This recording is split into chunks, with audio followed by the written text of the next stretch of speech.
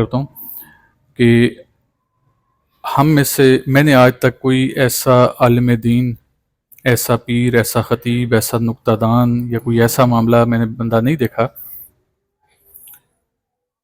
کہ جس کے زبان و بیان سے مجھے یہ لگا ہو کہ اس نے اولیاء اللہ کی شان بیان کرنے کا حق ادا کیا ہے۔ جب بھی کسی عالم مسلک کو سنا تو یہی سننے میں آیا کہ جی اللہ کا ولی بہت شان و مرتبے والا، لیکن ساتھ ہی ساتھ نہ ایک تقابل کی فضا پیدا کی گئی، مقابلہ کیا گیا کہ اللہ کے ولی کے اوصاف اپنے، لیکن اصحابہ اکرام کے ایک لفظ استعمال کیا گیا جو مجھے معیوب بھی لگا، گراں بھی گزرا، کہ اکثر و بیشتر کہتے ہیں کہ صحابہ کرام کے گھوڑوں کی سنبوں کی خاک کے برابر بھی ولی نہیں ہوتا۔ اب یہ وہ ولایت کی ڈیفینیشن ہے، اللہ کے ولی کی ڈیفینیشن ہے، یہ معنی ہے جو عام لوگوں نے اخذ کیا، جنہوں نے چند کتابیں پڑھی، 8-10 سال مدرسے میں لگا لیا، کوئی کس کا بیعت یافتہ، کوئی کس کا بیعت یافتہ، یہ تمام چیزیں انہوں نے اخذ کی۔ ہمارے لیے جو مشعل راہ ہے وہ اللہ تعالیٰ نے فرمایا قل اطیعوا اللہ و رسولہ، کہ اللہ اور اس کے رسول کی اطاعت کرو۔ اولو الامر کا بھی ذکر آیا کہ نیک جو لوگ ہیں آپ نے ان کی راہ پہ چلیں، لیکن اگر آپ کو کوئی چیز حضور علیہ السلام کی سنت سے ثابت نہیں ہوتی تو پھر آپ نے اولو الامر کی طرف چلے جانا ہے۔ اب میں آپ کے سامنے حضور کی زبانی پیش کرتا ہوں کہ اللہ کا ولی کیا ہوتا ہے۔ آپ نے مولویوں کی زبانی تو سنا ہوگا کہ اللہ کے ولی کا رتبہ ہے، لیکن وہ کہتے ہیں کہ انبیاء سے نیچے ہے، پھر ساتھ ہی وہ کہتے ہیں اصحابہ کرام سے بھی نیچے ہے، حتیٰ کہ یہاں تک کہتے ہیں کہ جو تابعین ہیں ان سے بھی نیچے آئے گا۔ یہ بات یہ علماء مسلک کرتے ہیں، جو جن کا تعلق دین کے ساتھ نہیں ہوتا، کسی مسلک کے ساتھ ہوتا ہے، سنی ہوگا، شیعہ ہوگا، دیوبندی ہوگا، وہابی ہوگا، جو بھی اس کا مسلک ہے۔ میں نے چاروں کے نام اس لیے لیے کہ کوئی ایک آدھ اعتراض نہ کرے کہ ہمیں ٹارگٹ کیا گیا ہے۔ ہو سکتا ہے ان میں سے کوئی ایسا مسلک بھی ہو جو اس چیز کے اوپر نہ قائل ہو، وہ کسی اور طرف چلتا ہو اور صحیح معنی لے کے چلتا ہو۔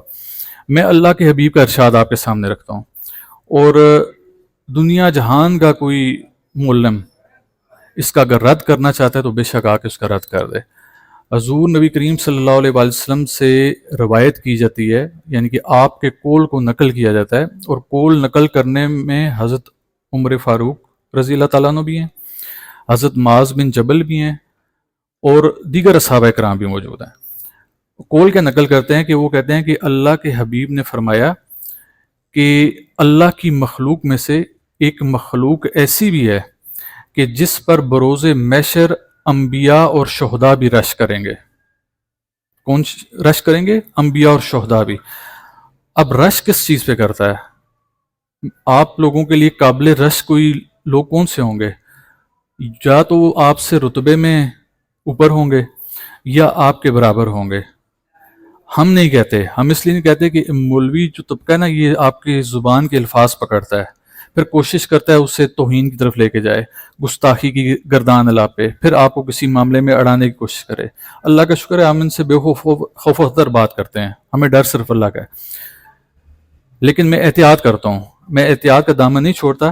تو رش کس پہ کرتا ہے؟ جو شخصیت یا تو آپ سے افضل ہوتی ہے، بہتر ہوتی ہے، یا کم از کم آپ کے برابر ہوتی ہے، تو پھر آپ اس پہ رش کرتے ہیں۔ کبھی ایسا ہوا کہ ایک سائیکل پہ سوار بندہ ساتھ کھڑی لینڈ کروزر ہو اور کہے، لینڈ کروزر والا کہے کہ واہ یار کیا سائیکل ہے، ایسا کبھی سنا ہے آپ نے؟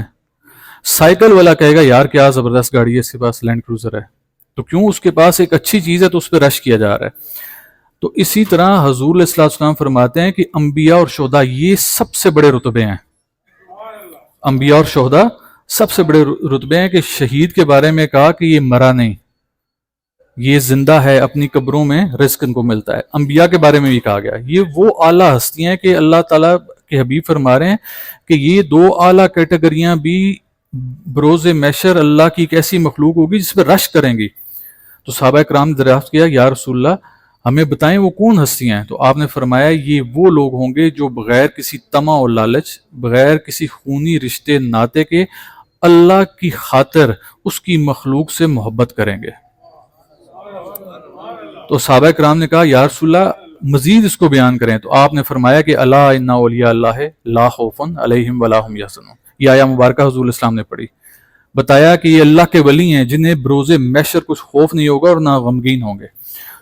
یہ انشاءاللہ ہم چونکہ ہمارا یہ سلسلہ تو چلتا رہے گا، میں آپ لوگوں کے سامنے اس کو لفظ بلفظ کہ حضرت عمر فاروق نے اس کو کیسے نقل کیا اور حضور سے کیا دریافت کیا، حضرت معاذ بن جبل نے کیسے دریافت کیا، ٹھیک ہے، دیگر لوگوں نے کیسے دریافت کیا، یہ ساری چیزیں انشاءاللہ میں ہمارے جو اگلے جو بھی بیانات ہوں گے اس میں آپ کے سامنے بیان کرتا رہوں گا.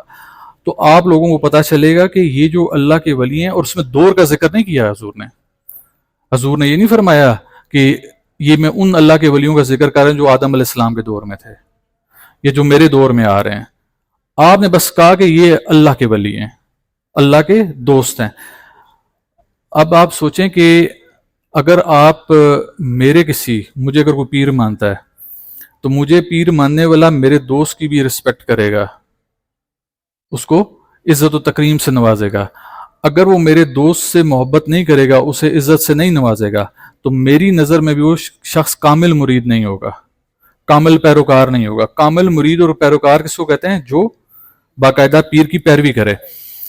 تو یہ کیسے ہو سکتا ہے کہ آپ اللہ کی اطاعت کریں اور جو اللہ کے دوست ہیں آپ ان کی جب باری آئی تو ان کی آپ تقابل کرانا شروع کر دیں کہ نہیں ان کا معیار فلاں جگہ پہ کم ہے فلاں جگہ پہ.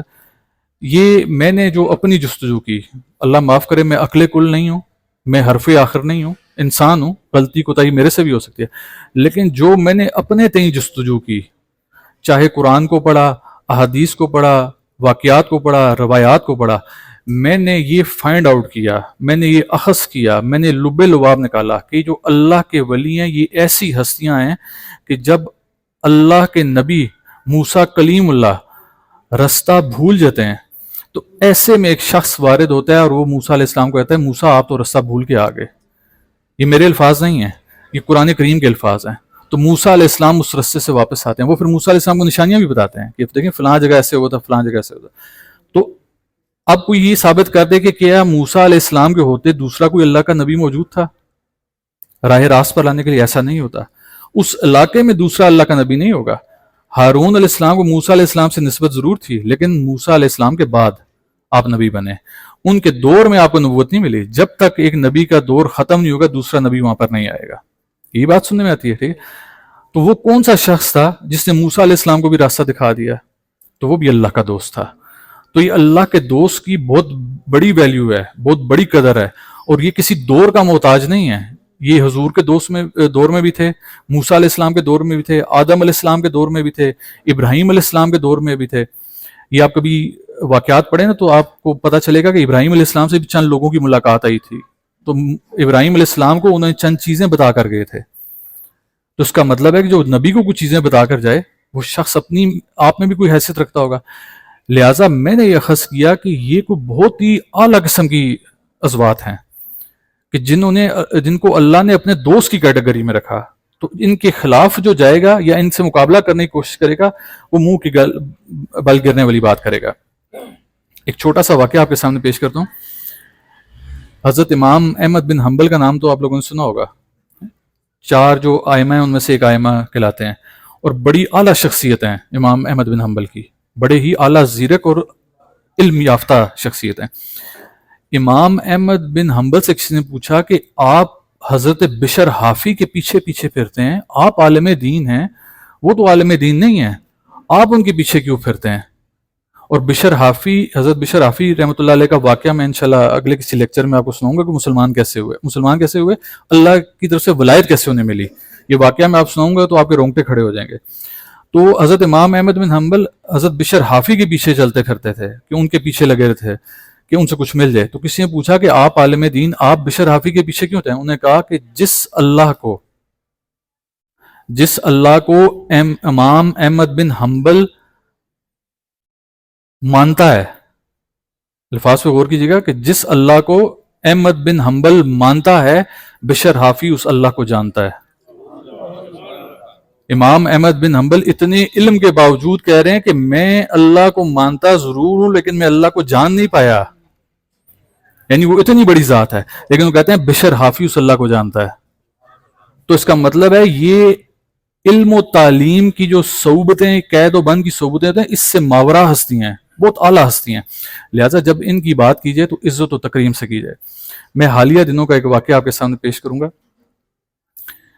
دو لوگ ایسے ہیں جن کو ہم نے دیکھا، ایک انجینئر محمد علی مرزا، سنا ہوا نا اس کے بارے میں، اور دوسرا حسن اللہ یاری۔ یہ دونوں یوٹیوبر ہیں اور اپنے جگہ پہ جب مناظرہ کرتے ہیں تو کمال کا مناظرہ کرتے ہیں، جب تحقیق کے میدان میں کچھ چیز سامنے لے کے آتے ہیں تو کمال کے طریقے سے لے کے آتے ہیں۔ یعنی جب یہ بات کر رہے ہوتے ہیں تو وہ حدیث کی کتاب کا صفحہ آپ کو سامنے اسکرین پہ نظر آ رہا ہوتا ہے، وہ ویڈیو ساتھ چل رہی ہوتی ہے، یعنی کہ ایک سائنٹیفک طریقے سے انہوں نے قرآن و حدیث کو لوگوں تک پہنچانا شروع کیا، اچھی تحقیق کی ان لوگوں نے۔ لیکن دونوں اولیاء اللہ کے معاملے مار کھا گئے۔ انجینئر محمد علی مرزا کو بھی اللہ کا ولی سمجھ نہیں آ سکا۔ یہ آج میرا بیان گیا ہے، انشاءاللہ وہ بیان بڑے غور سے سنتا ہے ہمارے، تو میں کہتا ہوں کہ جو اس کے اسٹوڈنٹس ہیں وہ اسے یہ بیان سنائیں کہ جن امام احمد بن حنبل کے بارے میں انجینئر محمد علی مرزا کہتا ہے کہ میں اس بابے کو مانتا ہوں جس نے کتاب لکھی ہے، میں تمہارے بابے کو نہیں مانتا، یعنی بری سرکار کو نہیں مانتا، میں بشر رافی کو نہیں مانتا، میں اسے کہتا ہوں جاؤ تاریخ اٹھا کر دیکھو جس بابے کو تم مانتے ہو امام احمد بن حنبل کو، وہ کہتا ہے کہ میں جس اللہ کو مانتا ہوں بشر رافی اس اللہ کو جانتا ہے، تو جاؤ تم اگر اس امام احمد بن حنبل کے مقلد ہو، اس کو فالو کرتے ہو، تو جا کے اس کی زبانی تو سنو کہ اللہ کے ولی کی حیثیت کیا ہے۔ تو ایک وہ شخص، اور اس نے دیکھیں وہ قرآن بھی بیان کر رہا تھا، اللہ کی توحید بھی بیان کر رہا تھا، اور ساتھ ہی کہتا تھا کہ میرے نبی سا ہے ہی کوئی نہیں۔ ان سارے معاملات کے باوجود اگر وہ منہ کے بل گرا تو کیوں گرا؟ کیونکہ اس نے اللہ کے ولیوں سے ٹسل لگا لی، بابے شاہی کوئی نہیں، فلاں ڈمکاں۔ آج تمہیں پتہ چل گیا کہ بابے کیا شے ہیں، کہ جب ان کے بارے میں بات کرو گے، تم کسی اور کے بارے میں بات کرو گے تو ہو سکتا ہے اللہ چھوڑ بھی دے، لیکن جب اللہ کے دوستوں کے بارے میں بات کرو گے تو پھر اللہ کی ذات نہیں چھوڑے گی، پھر تم منہ کے بل گرو گے۔ اور دوسرا شخص حسن اللہ یاری ہے، میرا اس کو بھی پیغام ہے۔ ابھی اس نے ایک ایتھیسٹ کے ساتھ مکالمہ کیا۔ ایتھیسٹ وہ ہوتا ہے ملحد، جو اللہ کو نہیں مانتے۔ وہ ہمارے پاکستان کا لڑکا تھا، اینکر تھا، وہ پھر باہر چلا گیا، تو اب اس نے ایک تحریک چلائی جیسے بہت سے لوگ ہیں، وہ کہتے ہیں اللہ کی ذات ہے ہی کوئی نہیں، یہ بگ بینگ تھیوری تھی، پتہ نہیں 13 بلین سال پہلے یہ دو چیزیں ٹکرائی اور اس کے نتیجے میں کرۂ ارض بن گیا، اس سے پہلے کوئی نہیں تھا۔ تو پھر مختلف لوگوں نے اس کے ساتھ مقابلہ کیا، لیکن جو مقابلہ میں نے دیکھا، جس کو میں نے غور سے سنا، وہ حسن اللہ یاری کا تھا۔ حسن اللہ یاری نے جس دلیل کے ساتھ وہ آگے چلا، میں سمجھ گیا کہ اب اس دوسرے شخص کے پاس جواب نہیں ہے، وہ بات کو بار بار ایک جگہ ریپیٹ کرتا جا رہا ہے، جبکہ حسن اللہ یاری مکمل دلیل کے ساتھ بات کر رہا تھا۔ یہ میں مانتا ہوں حسن اللہ یاری کے پاس دلیل موجود ہے، لیکن دلیل موجود ہونے کے ساتھ ساتھ بھی وہ بدبخت شخص حضرت لال شہباز قلندر رحمۃ اللہ علیہ کے بارے میں کہتا ہے کہ معاذ اللہ وہ تو ملعون تھا۔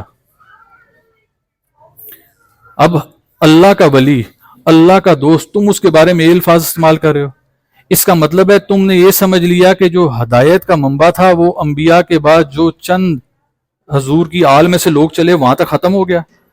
تم یہ سمجھ رہے ہو کہ حضور کی آل جو ہے حضرت امام زین العابدین تک رک گئی، یا حضرت امام حسن عسکری تک رک گئی، حضرت امام حسن علیہ السلام کی اولاد آ کے حضور غوث پاک تک رک گئی۔ نہیں، ایسا نہیں ہوا۔ حضور نے فرمایا کہ میں تم میں دو بھاری چیزیں چھوڑے جا رہا ہوں، ایک قرآن ہے اور دوسرا میری اطرت ہے، اور ان دونوں کا تعلق اس طرح ہے، اور یہ جدا نہیں ہوں گے، اور روز محشر حوض کوثر اور میں اسے آ کے ملیں گے۔ اس کا مطلب ہے کہ نہ انجینئر محمد علی مرزا کو اور نہ حسن اللہ یاری کو حضور کا ایک قول سمجھ آیا۔ اگر ان کو سمجھ آیا ہوتا تو پھر ان کو اللہ کے ولی کے خلاف اس طرح بولتے وقت وہ 10 دفعہ سوچتے۔ تو لہٰذا ان احباب کو کوشش کرنی چاہیے کہ اگر آپ ایک سائڈ پہ اچھا کام کر رہے ہیں، آپ دین کا ابلاغ کر رہے ہیں، توحید کا پرچار کر رہے ہیں، حضور کی شان و مرتبہ بیان کر رہے ہیں، اہل بیت علیہ السلام کے معاملات کو آپ اٹھا کے لا رہے ہیں، بنو امیہ کا ایک جو غلط رول تھا آپ نے لوگوں کے سامنے پیش کیا، تو لیکن اس کا ہرگز مطلب نہیں ہے کہ آپ نے 4 اچھے کام کی تو 5واں کام اچھا نہ کریں آپ۔ اللہ تعالیٰ تو قرآن میں کہتے ہیں کہ افتؤمنون ببعض الکتاب وتکفرون ببعض، کہ پھر کیا کتاب کی بعض باتوں کو مانتے اور بعض کو نہیں مانتے ہیں۔ تو جو بعض باتوں کو مان کر بعض کو نہیں مانے گا، اللہ فرماتے ہیں کہ فما جزاء من یفعل ذلک منکم الا خزی فی الحیات الدنیا، دنیاوی زندگی میں رسوائی ہوگی اس کے لیے۔ تو آج یہ اپنے آپ کا معیار کر لیں کہ اتنا کچھ توحید بھی بیان کی، رسالت بھی بیان کی، اہل بیت علیہ السلام کو بھی بیان کیا، سب کچھ بیان کیا، لیکن پھر بھی اگر رسوائی تمہارے مقدر میں آئی تو کیوں آئی؟ سوچو نا، انسان ہو، لہٰذا کوشش کرو کہ اللہ تعالیٰ نے جو فرامین قرآن کریم میں دیے ان پہ عمل کرتے ہوئے کتاب کی تمام باتوں کو مانو، حضور کے تمام فرامین کو مانو۔ اگر ایک طرف تم نماز، زکوٰۃ اور دیگر معاملات کو لے کے چاہ رہے ہو کہ اللہ کے فرامین میں سے ہیں، تو اللہ کے ولیوں کو بروز محشر کچھ خوف نہیں ہوگا، غمگین نہیں ہوگا، یہ بھی تو اللہ کا حکم ہے، یہ بھی تو اللہ نے بیان کیا نا، یہ ہم اپنے پاس سے تو نہیں لے کے آئے۔ لہٰذا کتاب کی تمام باتوں کو ماننا پڑے گا۔ ہماری دعا ہے کہ اللہ تعالیٰ